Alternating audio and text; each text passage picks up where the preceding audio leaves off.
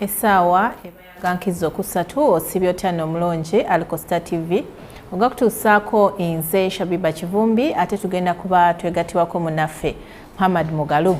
Tutandise n'eggulire erya gavumenti etangazizza ku buzibu obwali ku buuma obwali bukakasa abalonzi obumanyiddwa nga biometric voters verification kit titebulina ngeri yonna gye bwataataganyamu kulonda okwa 2026 wabula bwaleetebwa okukakasa nti omuntu talonda mulundi gusukka mugumu. Minisita owa ICT n'okulungamya eggwanga Dr. Chris Musi awadde amagezi abo bonna abalina obuzibu n'okwemulugunya ku byava mu kulonda bagende mu mbuga z'ekkooti.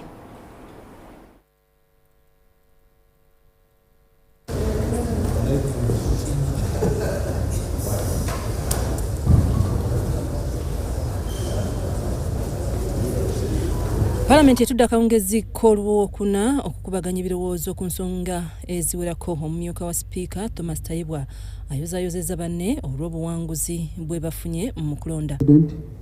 On his successful re-election into office and all other presidential candidates that participated in the election.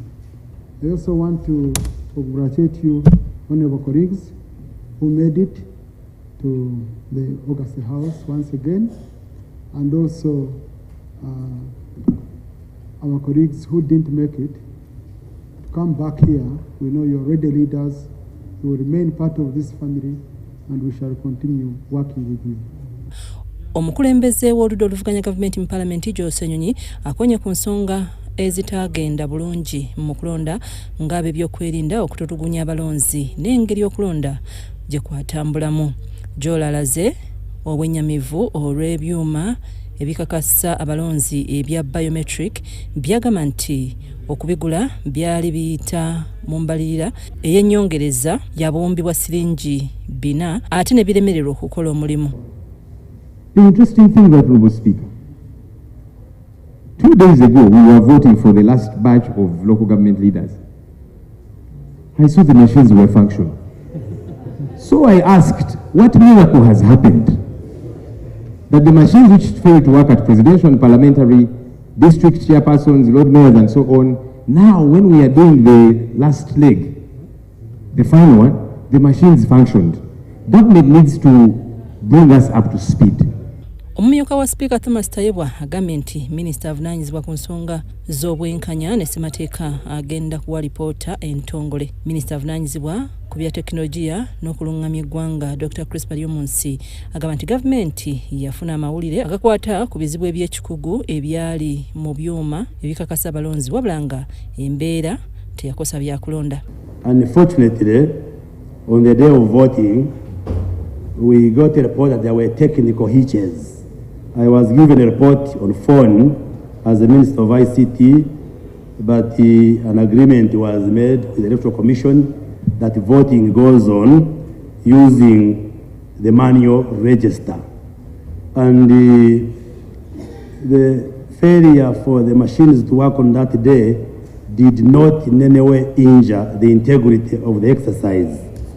Ssenyo ategeezezza nga bamu ku bakulu mu kibiina kya National Platform gye baawambibwa mu kiseera ky'okulonda wabula gavumenti itegeezezza nga bwetawamba bantu wabula singa omuntu abaako ne munne abuze agenda awolowope ku poliisi. It is unacceptable that people get abducted and their whereabouts are not known for 1 day, for a week, come into 2 weeks.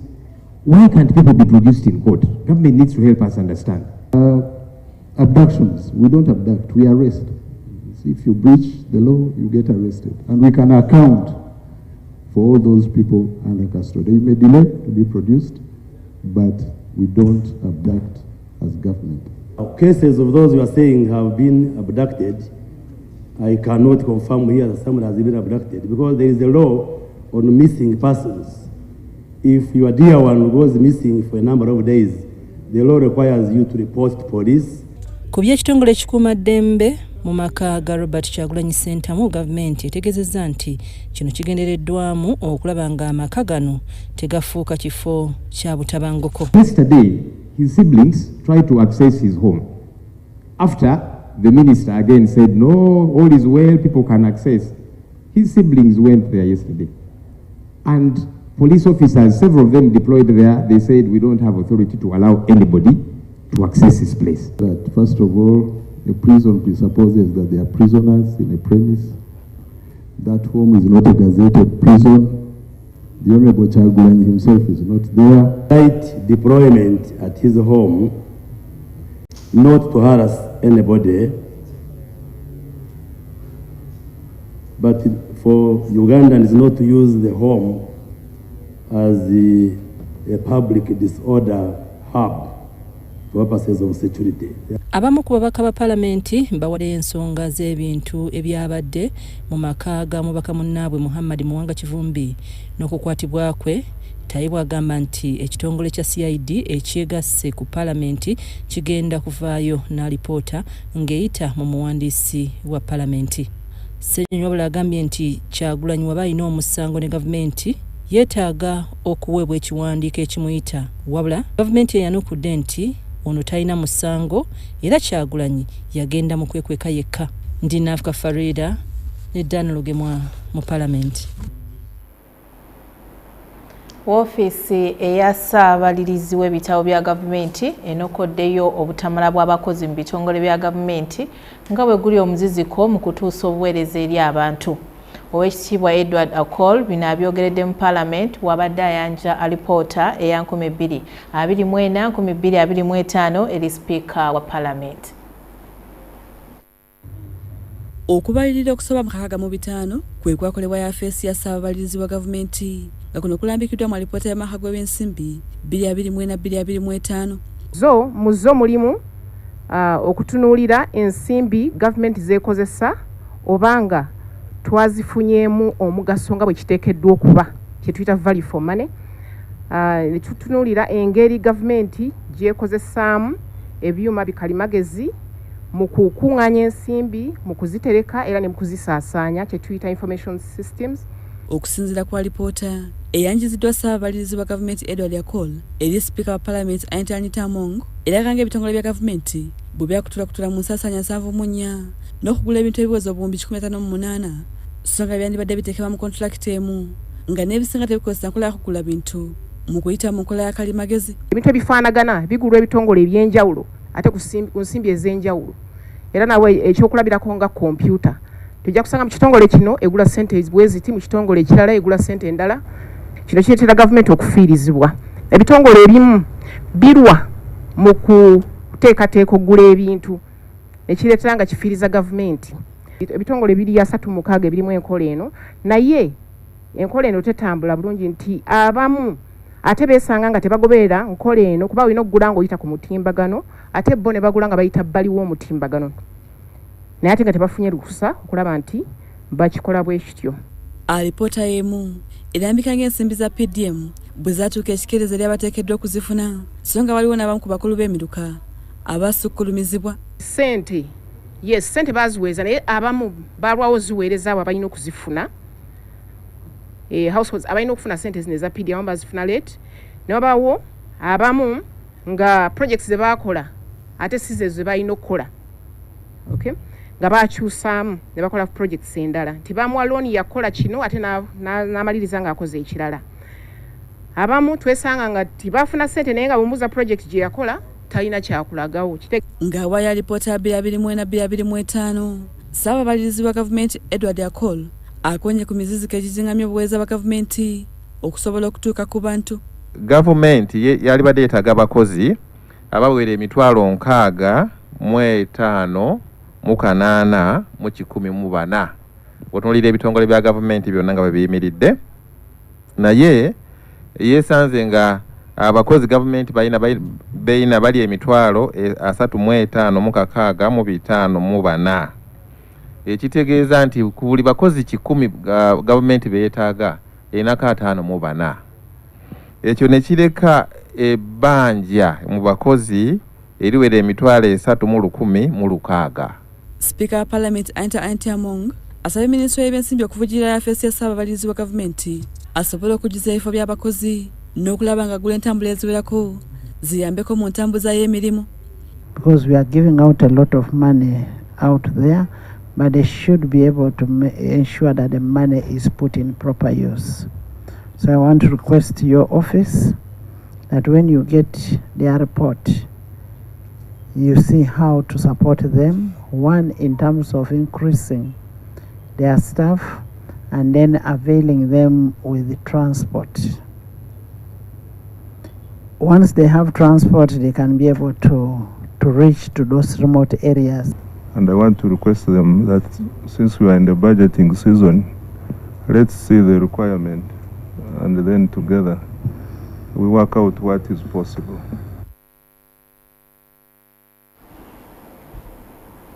Akakiiko k'amagye aga UPDF ak'okuntiko olunaku olwajjo balonze ababaka b'amagye abagenda okubakiikirira mu Parliament. Kuno kuliko abapya ate nga bataddeko n'abo abakadde okuddayo okubaweereza. Omusasi waffe atukubidde ttooki mu bamu ku b'amagye abalondeddwa okukiika mu Parliament.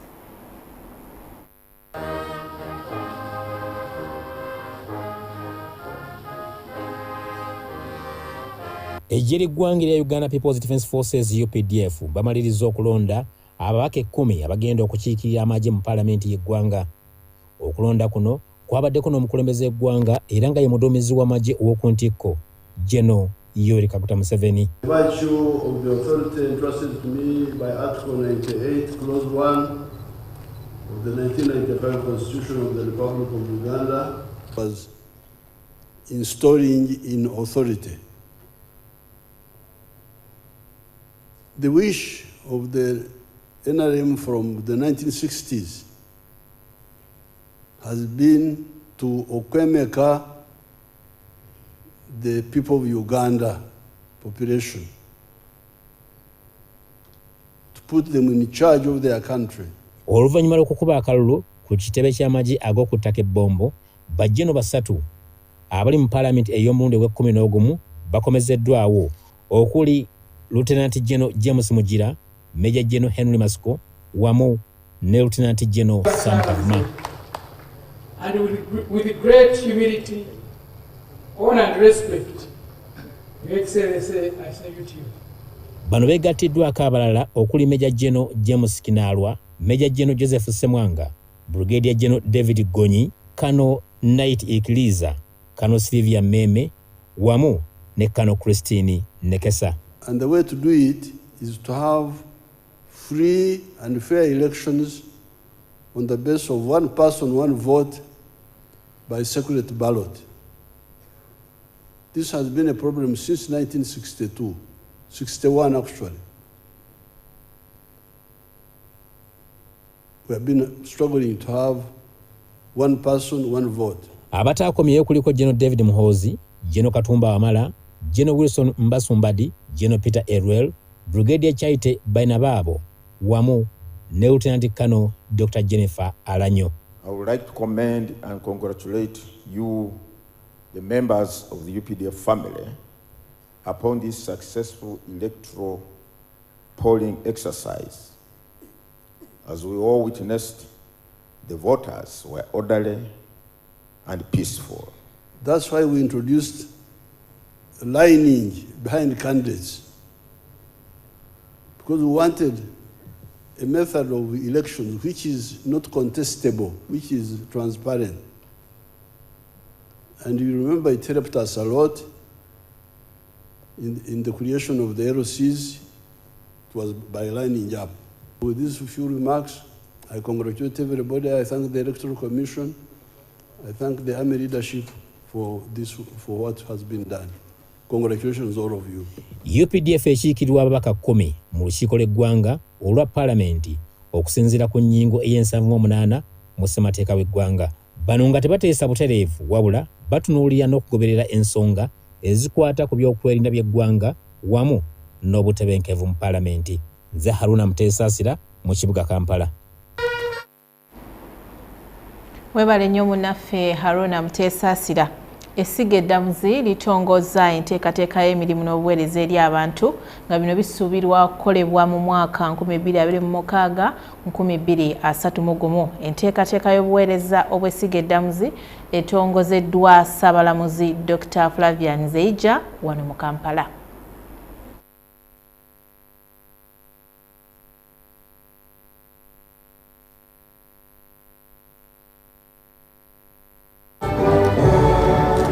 The judiciary will hold its 27th annual Judges Conference from 2nd to 4th February 2020.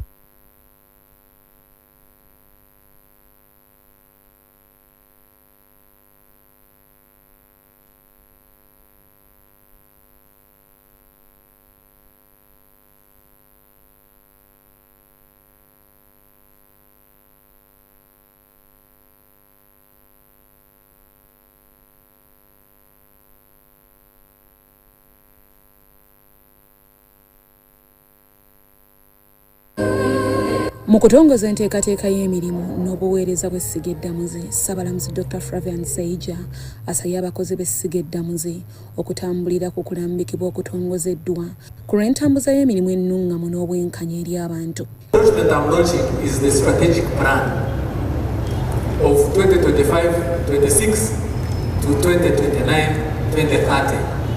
Now this plan is aligned with the National Development Plan and other documents. For example, the SDGs, Vision 2040, all those, our strategic plan must align to those documents. So what is contained in here?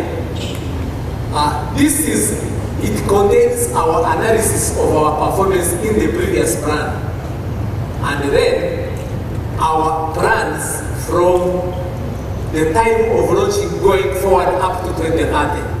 It contains all the risk assessment, it contains all the monitoring and evaluation of this plan. All those things are contained in here. And that's what the plan stands for. Enteekateeka y'emirimu kiyitibwa Clients Charter erambika butya n'ebyetaagisa essiga eddamuzi okutuusa obuweereza eri abantu nga bettanira kkooti na budde ky'ensonga zaabwe bwe ziteekeddwa okukolebwako. The clients can be internal or they can be external. And you are the internal clients. And the public out there we serve, who our bosses, are the external clients. So in here is that contract. For example, how long should we take to serve them? Now when it comes to courts, how long should we take to complete cases? How long should for example, someone who comes to us wait to get a solution from us? We have got an obligation as judiciary to have 3 instruments commissioned, and these instruments are meant to give judiciary a platform where to engage the entire government on what is expected of us, but also what we expect from government. It is the strategic plan which we cleared sometime, I think last week. The strategic plan for the next 5 years, which will show, which will tell the public what we are going to do in the short term and in the long term. But it is also clear on the outputs that will be achieved, the time frame and the performance indicators and the costs associated with those outputs. Omuwandiisi w'enkalakkalira mu ssiga eddamuzi Dr. Pius Bigirimana era akubiriza abakozi okujjumbira okukola dduyiro kye bayamba okwekuuma nga balamu ku lw'okuweereza kw'amateeka okulungi. It's mandatory. It's not a question of saying we should be there. No. It is mandatory to do exercises. Because you are doing exercises means a lot to the judiciary. Output is measured from your energy, what you put in. So this is a matter of life and death exercises. Nobody will come to me for recommendation of anything, whether these letters I give it to go to the bank. Inse Namamonde Deborah ne Viola Nansuga bakusakidde bino. Mu bufu bwe bumu essiga eddamuzi likakasizza nga tabamiruka owefumiitiriza mu mwaka ogw'amateeka ogwa 2007 ow'omwaka omujja 2026 wakubaayo ennaku z'omwezi 5 omwezi ogwokubiri wabula ku luno si wakwetabwamu abalamuzi ba kkooti ensukkulumu. Kooti ensukkulumu yakutandika okuwuliriza omusango gweyavuganya kuwa President Robert Kyagulanyi musonyiwe mukatono okuwulira omusango ogwavuganyizibwa ogweyavuganya kuwa President Robert Kasibante nga ne bwe kityo tejja kufuna budde. Taamiruka okwefumiitiriza ku mwaka gw'ebyamateeka ogwa 2026 batandikanga ennaku z'omwezi 5 omwezi ogwokubiri omwaka gwa 2026 wabula si wakwetabamu abalamuzi b'ekkooti ensukkulumu nga bano balina eddimu eddene ery'okuwuliriza omusango gw'ebyokulonda ku kulondebwa kw'omukulembeze w'eggwanga. In the past year, how have we performed in realizing the vision which is justice for all? How have we performed in realizing the mission? And so the topics for discussion at the annual Judges Conference are intended to enhance efficiency and effectiveness in the administration of justice. And that's why it is important for you as the media, as you report what is going to take place at this event, you need to remind yourselves about the vision and about the mission and the core values of this institution. Ssentebe w'akakiiko akafuzi akakulira ettendekero ly'abalamuzi the Judicial Training Institute omulamuzi Michael Chibita alaze obukulu bw'okwefumiitiriza ku mwaka gw'ebyamateeka konoomukadde n'okwanja ebirowoozo by'omwaka omujja eri obwenkanya.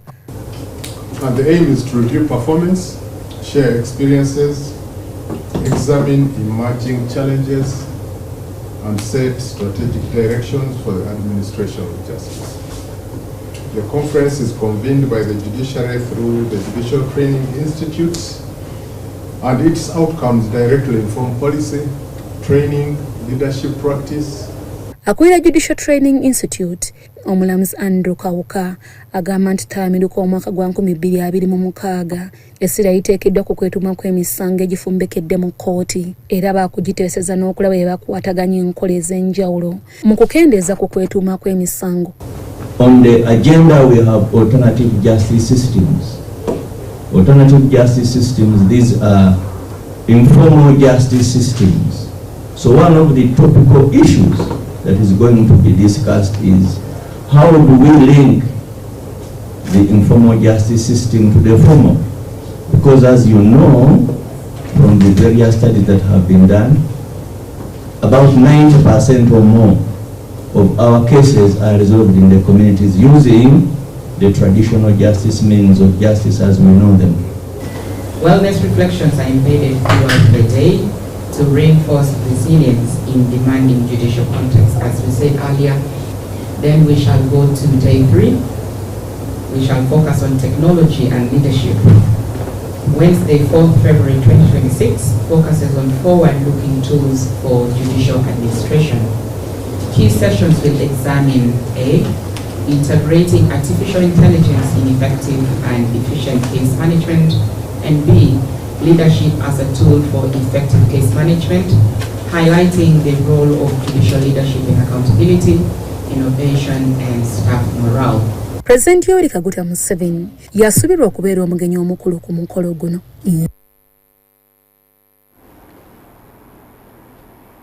Ekibiina ekya National Resistance Movement kyetisse ebifo ebina eby'abavubuka abakiiko obutereevu mu Paalamenti. Abawangudde ku bifo bino kuliko Samuel Begira ng'ono yakiikirira Buganda, Mwine Tumwebaze ng'ono akiikirira Bukiikakkono, Elma Chala Kapel obukiikaddyo ssaako ne Wanyama Judas Tadeo ng'ono yakiikirira Obuvanjuba.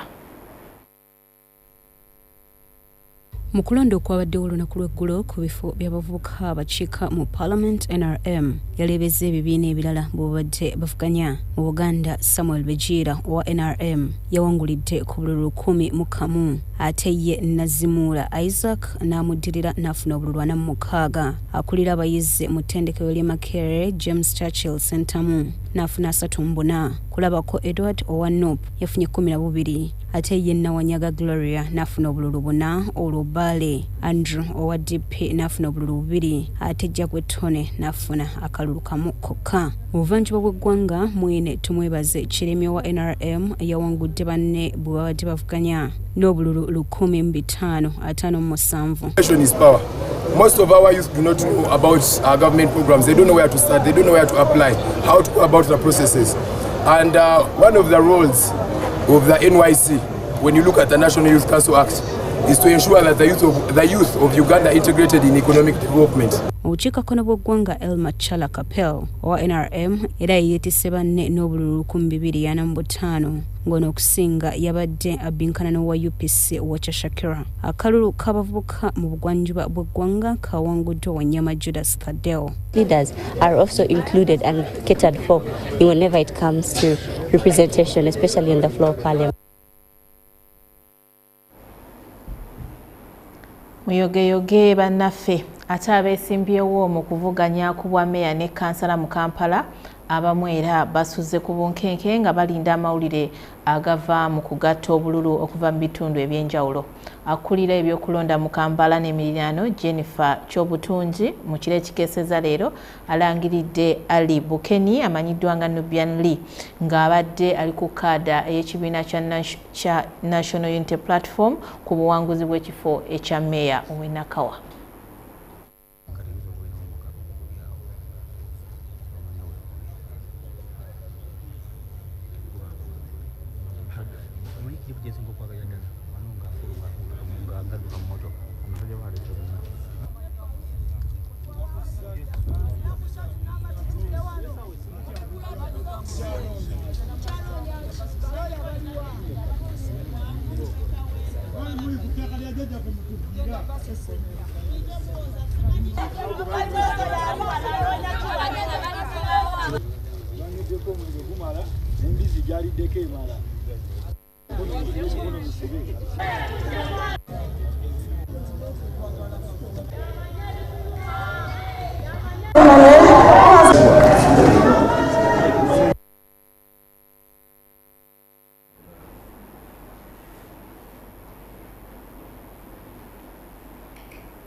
Ate mu mawulire amalala Ssabakristu w'ekkanisa eya Holy Trinity mu muluka gw'e Kamwokya Thur Christopher Tumwine awangudde obwa kansala obwa level 3 ow'eggombolola ey'e Nakawa. Kansala omulonde Christopher Tumwine n'ekibinja kye kibadde kimunonyeza obululu bakedde enju ku nju okwebaza abantu okubateekamu obwesigwa.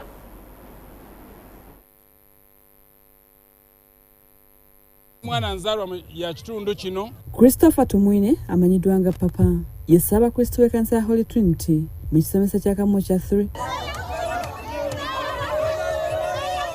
Ssabakristu Tumwine y'omu ku bavuganyiza ku bwakkansala atwala omuluka ogwokusatu ogwa Kamwokya Thur mu ggombolola y'e Nakawa era ng'ono enkola y'okunoonya kalungi ku nju yamutuusiza ku buwanguzi. Okujaguza obuwanguzi bw'abatuuze bw'oba walondeddwa abantu era abantu balina okulabika naawe. Ndi musajja w'abantu, ndi musajja akolera abantu. Tumwine n'ekibinja ky'abamuyiridde akalulu bakedde enju ku nju mu kuyisa ebivulu okwebaza abalonzi abamuwadde akalulu n'awangula era abasuubiza okubaweereza abatali kubasosolamu. Okusuubiza abatuuze b'ekitundu kino kyonna nti nja kubalaga gavumenti n'obwetaavu bwammwe si mu nkola ya kwegugunga wabula kubasabira ebyo bye muteekeddwa okufuna mu bikole ki mu bifune. Ne gavumenti ku ludda lwayo kuba nze omwera ku gavumenti nja kufuba okulaba nga tulaba abatuuze n'ebyetaago byabwe ate mu budde. Okusinziira ku balonzi e Kamwokya endowooza z'ebibiina by'obufuzi z'abatamya abakulembeze so nga Ssabakristu ababeererawo nga y'ensonga lwaki balonze namunigina. Si ye muntu alumirirwa muntu omu, Papa zaalumirirwa buli muntu era Papa tumukoledde nga tetumubanja. Ffe twalonda Muzeeyi Museveni ne tulonda Misa Kabanda twalonze ne Uhuru ne Kwero Sivili ne tugamba Katonda omuntu asula mu Kamwokya yamanye ebizibu bya Kamwokya. Musanyufu nnyo era nga nalonze omupiira nengusonseka mu bbaasi ndabe nga gutambula. Amanyi embeera z'abakazi abasinga omadha yasinga otulabirira mwebwe batolina kyakulya Christopher n'omukubira akuwayo ku kyokulya. Era Kamwokya tuze kukola buweereza tetuze kukola mpalana. Kansala tuze nga twagala bukulembeze n'ekikufuga. Papa yebale nnyo okuwangula bala ntuwonya okusola mu Kamwokya era ng'owulira Papa essaawa zino wayogera ge mazima obukulembeze wa waleno butufuula obubi nenga papa kumuwa mulembe gwa 86 yali mwana muwereze ku chachi yeka mocha era ne bamama bawezanga ku chachi mu buufu bwe bumu mu division ye Nakawa Ali Buken amanyidwa nga Nubian Lee alangiddwa ng'omukulembeze wa Nakawa division ku kifo ky'obwa meeya yawangudde akalunga wangula omukulembeze yabaddewo wamu n'abavuganya abalala ate mu Kampala Central Division Salimu Hulu alangiddwa nga wangudde akalu k'obukulembeze bwa Kampala Central Division nga yakizeko banne bwe kyatuuse mu kufuna obululu obusinga obungi. Emmanuel Serunjoji akasiddwa nga meeya wa Kawempe Division ng'obuwanguzi bwe bwakasiddwa oluvannyuma lw'okuddamu okubalirira obululu buno ssaako n'okukakasa ebivudde mu kalulu.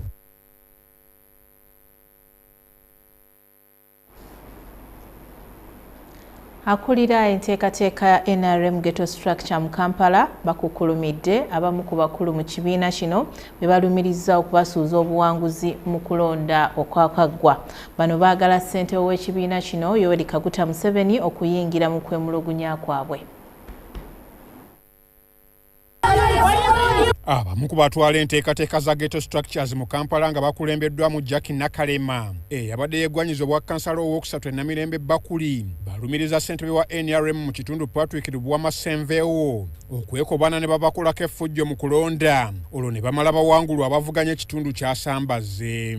Ky'obuuma bwakoze Lubaga ewana ne butakola lwaki akuma kakoze wano bwe bamanyi nti we wali ekitebe ekikulu ekya Ghetto Structure kakozeseddwa kubba kalulu kaffe obwaffe obululu bwonna ne babulejectinga. Twagala kansala waffe ge twasindise Nakalema Jackie ge twalonze twagala bamulangirire kwaffe eddoboozi lyaffe erya ghetto.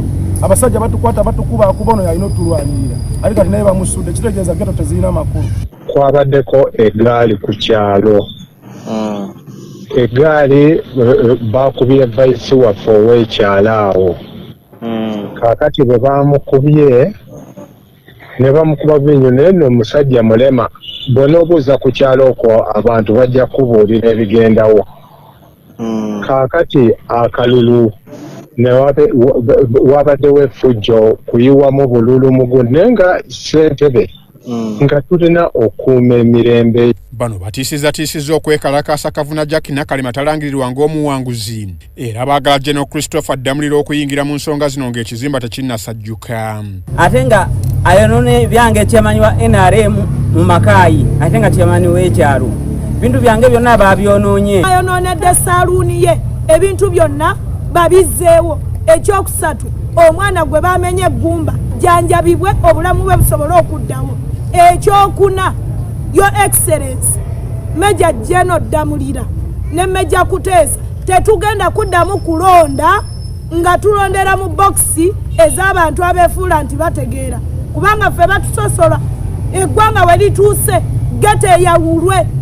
Ivan Chikomeka amanyiddwa nga Scorpion Shaba naye yabadde yeesimbyewo atenda banna NRM ababakozeeko effujjo nga n'abamu ku bannaabwe banyiga biwundu. Bye twalonze bataddeko security y'amaanyi eri n'eri nga terina omu ayingira okuggyako bo be baagala bave bali mu bulumi kikikyo kiki fe twabe tuli banyiivu mukinwane mukyebaseeyo Major Muhoozi General Muhoozi. Ate buno obubaka bugenda eri abakulu abatwala eri eggwanga lino. Major Emma Muzeeyi Siragira naye abo abakubiisana bakwateko naawe. Ye kansala waffe ow'Ebakuli paka okuggyako nga President Museveni abiyingiddemu naye ffe bwe tumanyi kansala waffe omulonde ye Ivan Chikomeko aka Scorpion Shaba. Mu ngeri y'emu mu zooni ya Kakajjo mu Kisenyi abayo bagamba obuwanguzi bwa Shabani bakomereza owa NRM ate bwaweereddwa mu na NUP Sulaiman basudde gwe balumiriza okubeera ow'oluganda lwa minisita wa Kampala.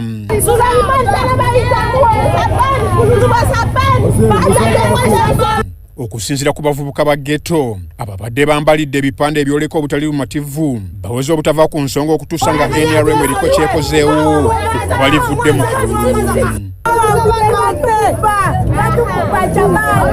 Gavumenti olukwe ateesa atya n'owanuku nga tali mu gavumenti wange owa National Unity Platform namuwanguza kati nze nsobola atya okuwanguza bali ate nze nanyini esiwangula. Ate James Rusomurana yabadde yeesimbyewo ku kkaadi ya NRM okuvuganya ku bwakansala bw'omuluka gw'Ebugolobi wano si mumativu olw'okuwangulwa mu kalulu.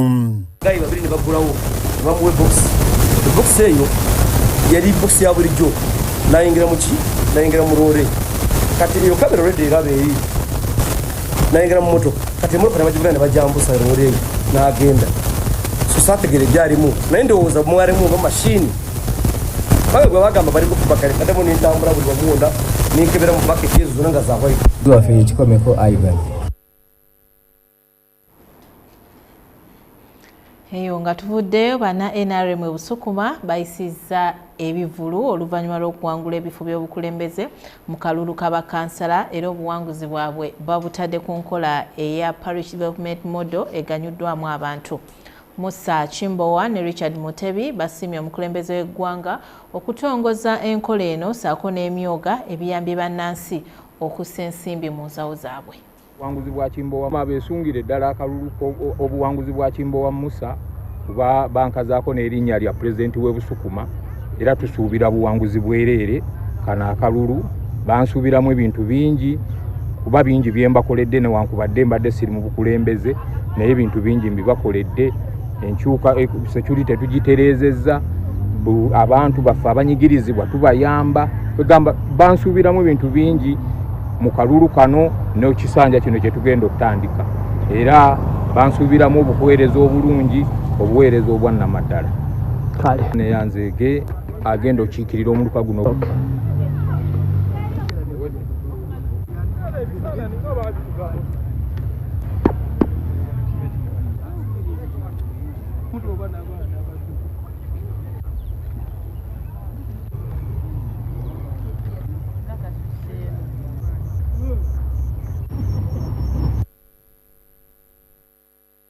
Ssettendekero wa Busitema University wakuzimbira Busitema Primary School ebusi ekizimbe kya bibiina bibiri ng'era kino kibalirirwamu obukadde 30 mu kaweefube ow'okudduukirira essomero lino n'abayizi okufuna ebasomera. Amyuka Ssenkulu wa Busitema University Professor Paul Wako essomero lino era baakulifunira amasannyalaze n'okuliyunga ku nkola eya tekinologiya n'okwogiwaza abayizi. Busitema University Primary School lyatandikibwawo abasomesa aba Busitema College of Mechanization mu gy'ekinaana n'ekigendererwa ekyokusomesezaawo abaana baabwe nga babeewazisaawo okutambula engendo empanvu okuva we baali bakolera ng'alikulira Obura Charles bw'annyonnyola. They had no premises, but the lecturers gave in those rooms, more especially garages, where they operated from 4 different garages. That is P1, P2, P3 up to P4. Essomero lino oluvannyuma lyateekebwa mu gavumenti nga wawulirira bino lirina abayizi abasoba mu 7 n'abasomesa 8 nga ku bano 2 bokka be basula okuliraana essomero ekitaataaganya ebyensoma. Only 2 teachers that reside from within. The rest of the teachers come from far. And you know, it also kills down the morale and the concentration of the teacher. Embeera eno esitudde obukulembeze bwa ssettendekero wa Busitema okubazimbira ekizimbe kya bibiina bibiri ng'evvuunike litemeddwa amyuka ssenkulu w'ettendekero eryo Kakensa Paul Wako ono nga ku lw'ettendekero asuubizza okwongerako ebirala.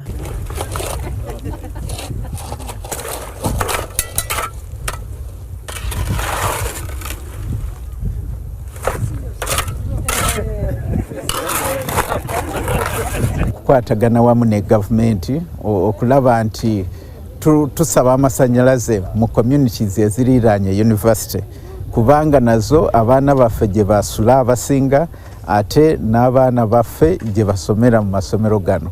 Kale tulina okugasitula omutindo nga tutereeza enguudo, tuleeta amasannyalaze, tuconnectinga amazzi okulaba nti tusitula omutindo. Atwala ebyenjigiriza mu disitulikiti ey'e Busia Wanyama Anthony akakasizza nti wadde nga wakyaliwo amasomero agakola obulungiko mu disitulikiti eno ate wakyaliwo obwetaavu okwongera ku muwendo gw'abasomesa mu masomero ag'enjawulo mu disitulikiti eno era n'asuubiza nti n'essomero lino erya Busitema University Primary School baakulifunirayo abasomesa ebyensoma bisobole okutambula obulungi. Tulinayo amasomero agamu nga performance si nnungi bulungi.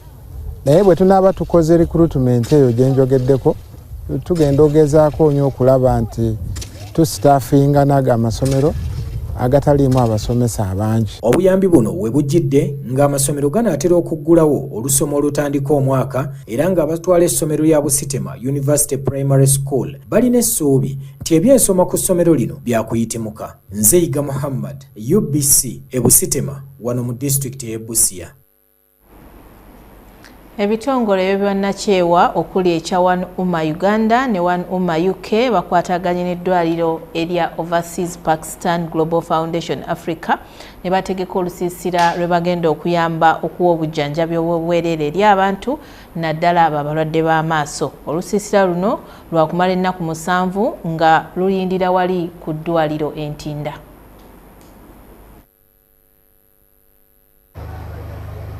Olwo olusiisira lw'ebyobulamu lutegekeddwa ekitongole kya One Umma Uganda wansi wa kinnaakyo ekya Uganda Umma UK n'eddwaliro lya Overseas Pakistan Global Foundation Africa wali Entinda mu Kampala.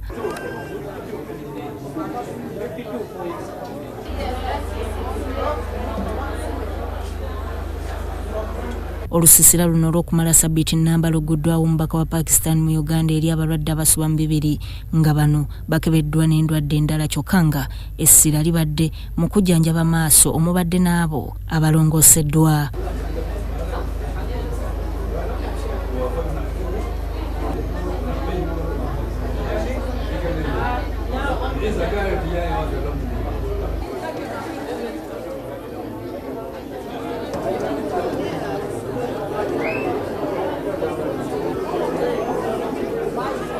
Bano abakajjanjaba abalwadde b'amaaso abawerera ddala 7,000 bali 1,000 okuva mu bitundu by'eggwanga eby'enjawulo naddala mu bukiikakkono ne mu Busoga. We offer to everyone in our beloved country if they have a problem in eye cutting, we work upon them free of cost.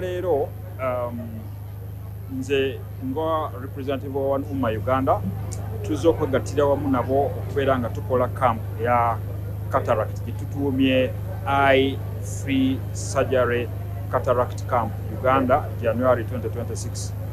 Lwaki tugikoze camp eno? Mu mirimu gyaffe nga One Umma Uganda kuba kitongole kya bannakyewa gitukola nga tutambula tukola gye tuyita emirimu okuyamba abantu mu kulwanyisa obwavu. Sikal Iftikal alina byannyonnyodde.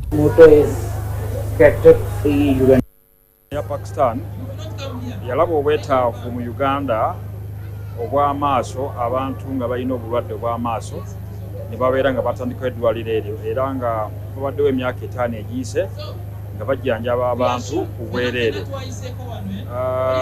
Mu mbeera eyo babadde bagenda batambula ebitundu bya Uganda eby'enjawulo nga bakola kye bayita medical camps. Ku lwa One Umma Uganda ne UK batunnyonnyodde ensonga lwaki bategese olusiisira luno. Eno efujjiriddwa abaganda baffe era abasangibwa mu kibuga ky'e London oba mu ggwanga erya Bungereza ne babeera nga bagifujjiridde okubeera nga egenda kubeerawo wiiki nnamba.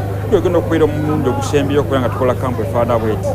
Naye ffe nga One Umma ne baganda baffe n'aba Pakistan twagale tugattire wamu okubeera nga tukitambuza mu bitundu bya Uganda eby'enjawulo nga tutandikidde wano Kampala Nakawa division wana Entinda. Bano bagamba nti bakweyongera mu maaso n'okulaba nga bannayuganda bava mu bwavu nga bayita mu buyambi obubaweebwa kyokka nga kw'otadde n'okubajjanjaba endwadde okusobola okujjanjabibwa babeere balamu. Yenna ng'agenda okujjanjabwa obulwadde obw'amaaso asooka okubeera ate ng'akebererwa endwadde endala eziyinza okubeera oba oliawo nga zikosa emibiri gyaffe.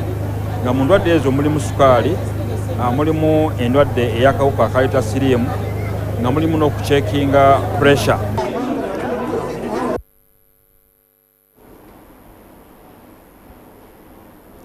Tweyanziza nnyo bannaffe n'omutima ogwo gw'okuyamba.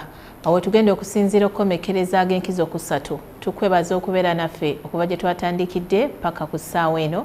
Ogakusomera mbadde Shabibah Kivumbi ne munnange Muhammad Mugalu. Sula bulungi, weeraba.